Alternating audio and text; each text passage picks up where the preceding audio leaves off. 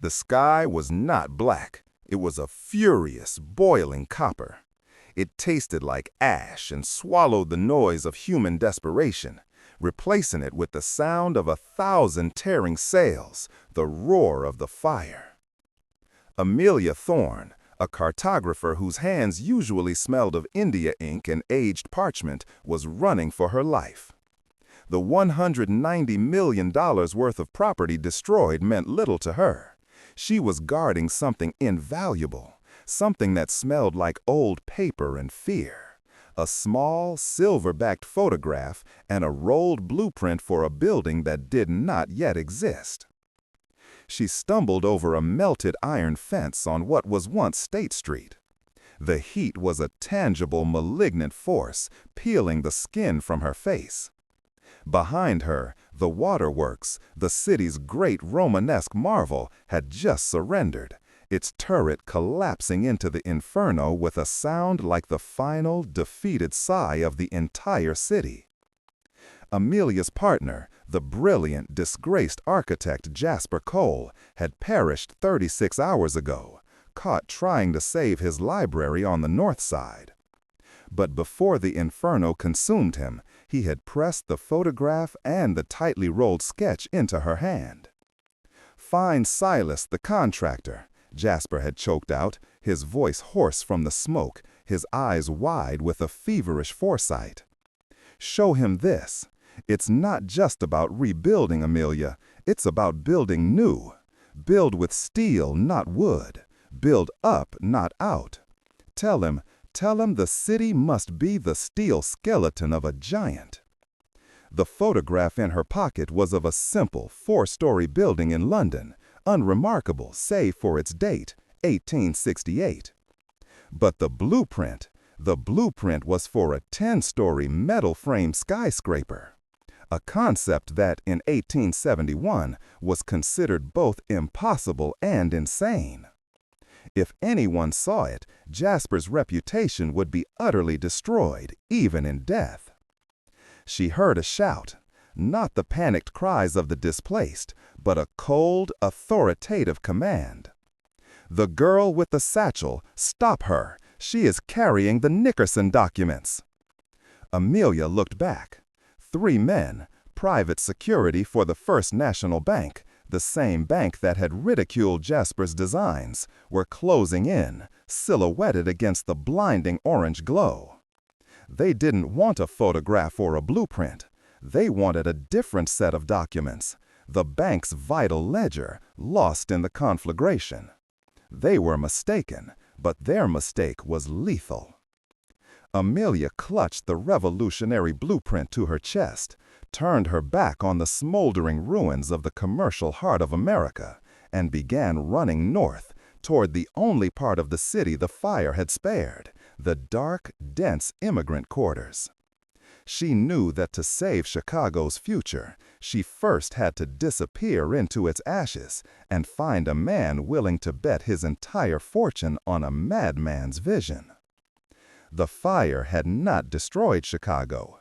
It had cleared the way, and Amelia Thorne, the quiet cartographer, was holding the secret map to the modern American city. The Great Failure and the Grand Idea. The days following the Great Fire of October 8th through 10th, 1871, were a descent into raw, shocking reality. The fire had burned 2,100 acres, destroying over 17,000 structures, and leaving nearly a third of the city's population, 100,000 people, homeless. The economic damage was estimated at $200 million, roughly $4.5 billion today. The city, which had been the burgeoning transportation and trade hub of the nation, lay in a smoldering, wet ruin. The Great Fire was not a simple tragedy. It was a devastating indictment of 19th century American construction. Chicago had grown too fast, relying overwhelmingly on cheap, locally sourced timber and heavy, expensive load-bearing brick.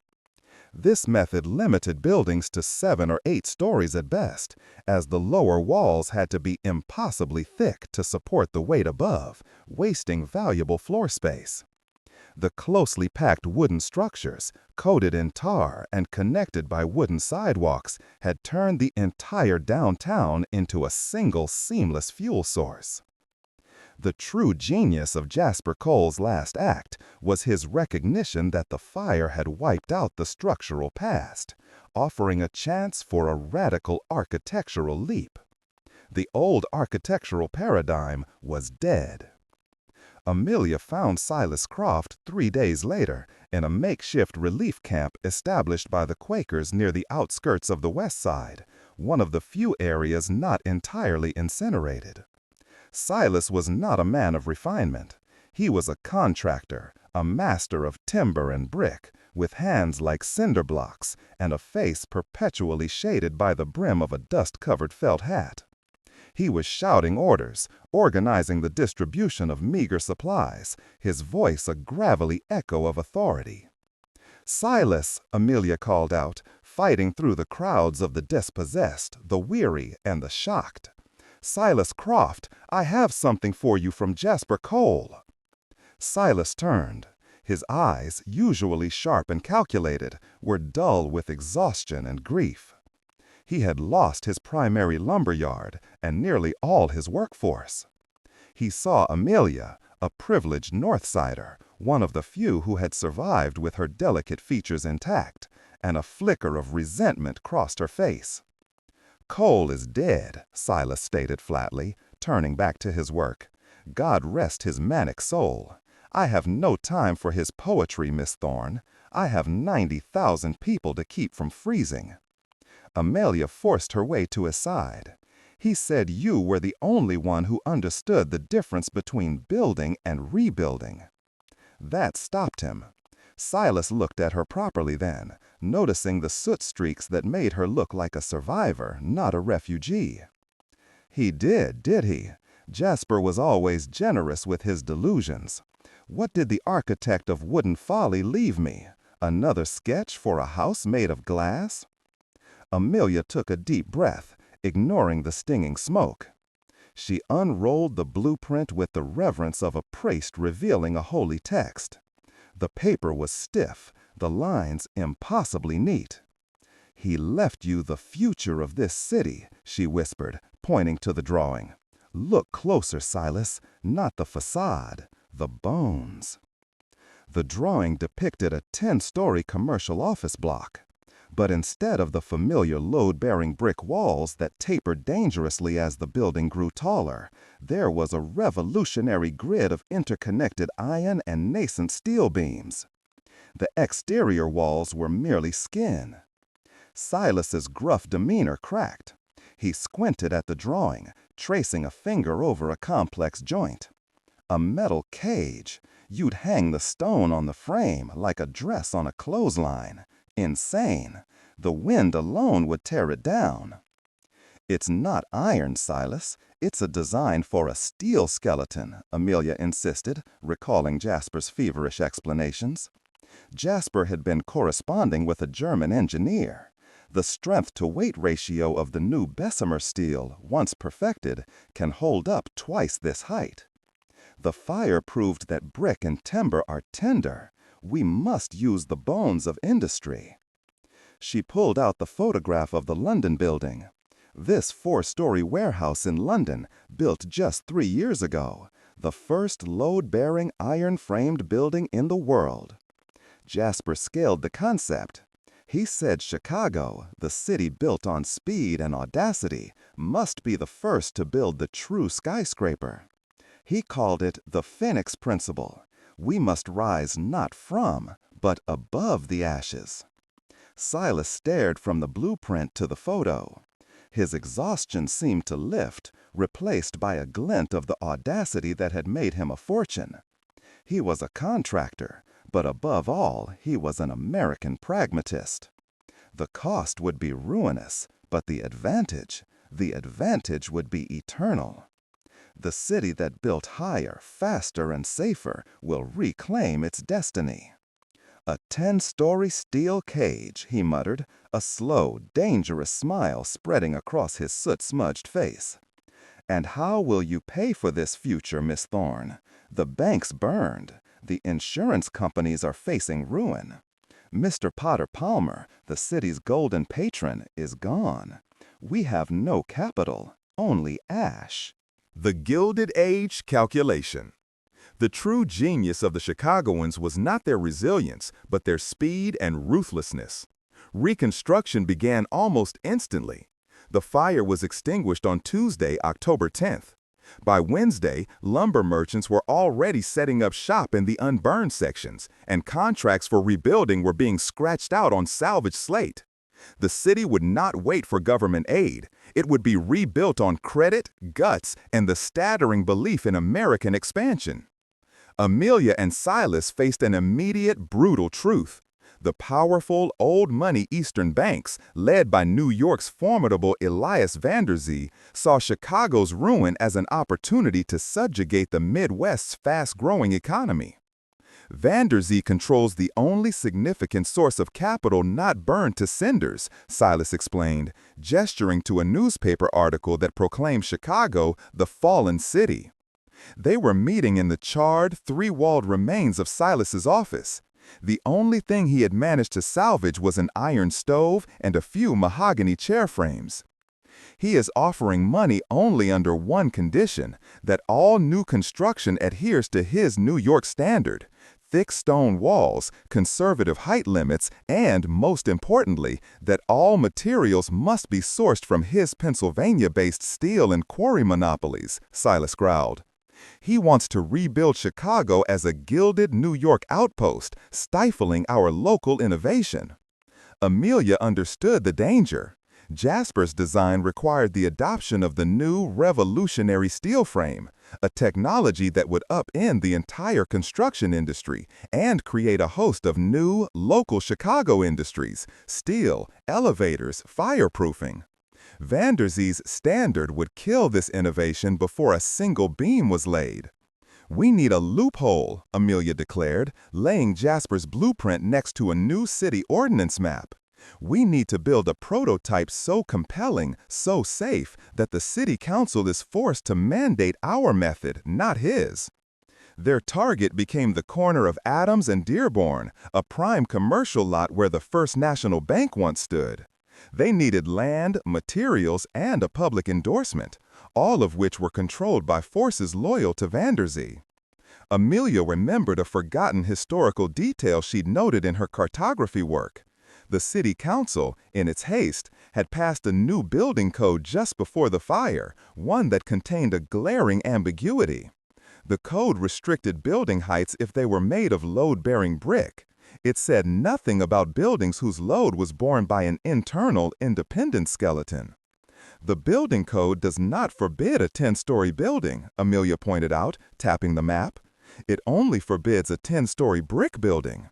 If the steel frame bears the weight and the brick is merely an exterior covering, a facade, then we are technically following the law."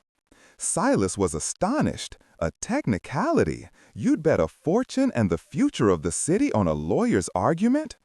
"In the Gilded Age, Silas," Amelia countered, her eyes sparkling with fierce determination, "the law is merely the scaffolding for wealth. We need to find the money from the only man who despises Van Der Zee more than anyone, the legendary outsider." The bet on the steel skeleton. The outsider was Marshall Field, the dry goods titan whose vast new department store, built of heavier stone and brick than most of the city, had miraculously survived the inferno, becoming a symbol of hope. Field represented the new Chicago, ambitious, self-made, and fiercely independent. Amelia secured a midnight meeting with Field in the temporary offices of his store, a vast, echoing room crammed with salvaged bolts of fabric and the scent of camphor. Field listened in silence as Amelia, using the only language that the titans of the Gilded Age understood, laid out the facts. "Mr. Field, you saved your store, but the city died around you," Amelia began, unrolling the blueprint onto a velvet-covered table. "Van Der Zee will offer Chicago fireproof construction, but it will be slow, expensive, and it will ensure that New York maintains its financial and architectural dominance. He will choke off Chicago's vertical growth." She pointed to the drawing of the skyscraper. This is a declaration of independence for American architecture. This design, built with a steel skeleton, is faster to construct, offers larger floor plates for business, and uses half the material mass, making it cheaper in the long run. Field tapped the steel skeleton diagram with a silver-topped cane. The cost of the first run of Bessemer steel for this structure, Miss Thorne, is astronomical. And if it fails, if a fire melts that steel frame, the liability will crush the city's recovery. It will not fail, Amelia stated, pulling out a handful of brittle, half-burned documents, Jasper's research notes. Jasper calculated the thermal expansion. The steel must be terracotta fireproofed, insulated by a clay cladding that will keep the steel from buckling even in an intense blaze. The heat that melted brick on Dearborn Street will only warm the clay around this skeleton. She finished her pitch, her voice ringing with conviction. The world believes Chicago is flat on its back. Van Der Zee wants us to crawl. You, Mr. Field, have the chance to stand up the first American city built for the 20th century, not the 19th. Give Silas the initial capital. We will build the home insurance building, the first true skyscraper, as a monument to American audacity. Field looked at the blueprint, then at the exhausted, soot-stained woman who spoke with the fervor of a prophet. He saw not a cartographer, but the fierce, pioneering spirit of Chicago itself. He saw the ultimate commercial advantage. He leaned forward, his voice low and firm. I will give you enough to begin the foundation and to secure the first steel shipment, but you have 2 months. If you do not have the framework up and the first set of fireproofing tiles installed before Van Der Zee can get his standard pushed through the city council, the deal is dead, and you, Miss Thorne, will own the biggest hole in the ground in America. The Rise of the Phoenix and the Epilogue. The next 2 months were a blur of frenetic, desperate labor. Silas marshaled the remaining workers, a motley crew of Irish immigrants, German carpenters, and local veterans, fueled by the promise of good wages and the thrill of defying the East Coast bankers. Amelia became the unlikeliest site foreman, her delicate hands now calloused from handling plans, steel samples, and even the new terracotta cladding. The construction site was an anomaly. Where others were clearing rubble, Silas's team was sinking a massive, deeper-than-necessary foundation to support the future vertical weight. The arrival of the first steel beams from Pittsburgh, secretly procured through an intermediary, caused a minor sensation. People came from miles around to see the strange, thin skeleton rising in the middle of the ruined downtown. The coup de grace came in January 1872. Van Der Zee's agent arrived in Chicago, smugly carrying a draft of the new building ordinance that would have enshrined the New York standard in Chicago law. He found Amelia and Silas on the construction site. The steel frame of the first 2 stories of the home insurance building was up, a sight never before seen on American soil. More importantly, the innovative terracotta fireproofing tiles had been mortared around the exposed columns and beams. The agent sneered. A metal cage. It will be a death trap. I present the new ordinance, a height restriction to 8 stories, built of approved load-bearing stone. Your folly is over, Croft. Amelia, standing next to the towering steel column, simply smiled. You are too late, she said, tapping the ordinance with her finger. The ordinance is designed to prevent unsafe tall buildings. Look closer. She pointed to the terracotta sheathing. We are not building a steel building. We are building a fireproof masonry building. The steel is merely the internal support for the non-load-bearing fire-rated walls. The agent sputtered. The city code prioritized fire safety above all. By demonstrating an innovative, empirically superior method of fireproofing, the clay-encased steel, and by exploiting the technicality of the load-bearing versus non-load-bearing structure, Amelia had rendered the proposed 8-story limit irrelevant. The argument went to the city council, where Field and other newly convinced Chicago businessmen testified. They didn't argue architecture, they argued insurance liability. The fireproof steel skeleton would save the insurance companies hundreds of millions of dollars over the next decade.